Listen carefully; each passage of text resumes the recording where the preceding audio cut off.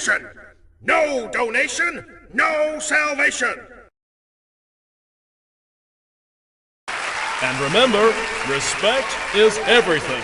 And we're back. And today we are looking at the VF-1 Valkyrie. So this is from the Macross / Robotech series. This particular one is the version with the power armor. Because if I remember correctly, I think in the original series they didn't have the power armor yet. So that was a much later edition. But I decided to include it just for the sake of having the full complete effect. I did build a version of this before this one as the Transformers character Jetfire, but I really liked the original color scheme, and I am a fan of Macross and Robotech, so I figured I would make the original version that the G1 Jetfire got its figure from. So here it is in the jet mode. The wings are adjustable, so you can do that, because if I remember correctly, the original jet mode was partially based on an F-14 Tomcat, at least just the front end, and then the rest of it was kind of its own original design. And then obviously with this power armor, it's a whole completely different thing.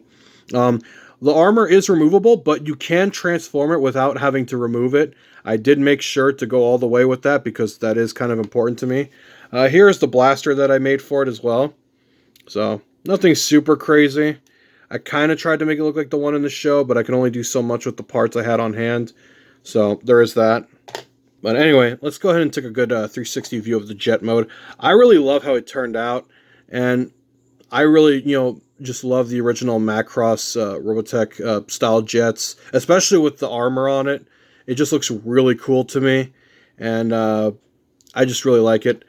So one thing that is a little inaccurate is these feet parts are backward. They should look more something like this, or like flipped, but because of the robot mode transformation, I had to do them like that. I kind of was working on a lot of limited parts with this one, so please forgive me for some of these exposed studs, because I normally would never let that happen. But like I said, I was working on limited parts, so that's why there are some inaccuracies here. But without further ado, let's get to the transformation. Alright, so we're going to start with the Gerwalk mode, since that's one mode I actually really enjoyed from the original fighters. Because I always thought it was cool that they had kind of like a semi-robot mode and then the full robot mode. So what you want to do first is pull the arms out like this, and then just rotate them forward. And as you can see, I do have cannons. I do have stud launchers on all the cannons, so they are functional.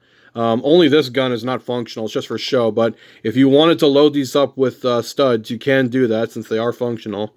So just a little funny tidbit there I thought I'd include. But go ahead and do the same with the other side. Oh, that wasn't supposed to come off. Go ahead and clip that back on. But yeah, let's go ahead and rotate that down. It's not the sturdiest thing in the world, but I mean, I did the best I could, like I said, with the parts I had on hand. Go ahead and rotate that forward. You kind of want the shoulders to look something like this.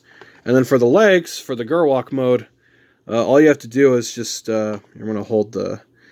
Yeah, there is a little bit of problem here with the weight distribution, but I mean, with Lego, it's not perfect. But go ahead and fold those down. Go ahead and open the feet as well, just to give some stability here. And actually, I guess we'll pull those wings up too. They are adjustable, so if you want to fix those, you can. But yeah, like I said, there are some issues here with weight distribution, so just keep that in mind. It is Lego, so it's not perfect. Yeah, this back part is really heavy, mostly because of that flight pack. But there's the Gerwalk mode if you wanted that. And you can plug in the rifle here as well. There's the Gerwalk mode. I am going to have to hold it, though, just because it doesn't support its own weight, sadly. But there it is. But let's go ahead and continue from here and go to the full robot mode, since that's what a lot of people are probably interested in. So go ahead and just let weight do its magic and pull the rest of this down. I guess you could alright, go ahead and fold the legs forward, fold them up like this, then fold this entire thing down. You can rotate the wings too if you want to. I'm going to leave them like that for now, but go ahead and straighten the arms out and straighten out the shoulders just so they look a little more like the original design. And then for these wings, you can fold them around if you want them facing forward. Just get the arms out of the way. So you can do that. So we'll go ahead and do the same for the other side. I'm going to be really careful here because, like I said, this model is not the sturdiest, mostly because of the weight of it, because it's very heavy. But go ahead and rotate the other side. Pull that arm forward, hoping it doesn't collapse. And then for the head, it is on a ball joint, so just angle it like this, rotate it forward. And then the cannons do fold down, so that is a thing you can do. And then the legs can split as well, so go ahead and split those. There we go. And he does stand in this mode, thankfully, because it's a little more sturdy. So go ahead and bring it back here a bit. But there it is in the full robot mode. And it does have the stud launchers, like I said, so you can load all those up if you want. And all the power armor is removable. It doesn't need it. But I just wanted to show off that you could transform it without armor being removed, since that's kind of the preferred look I like to have with this figure.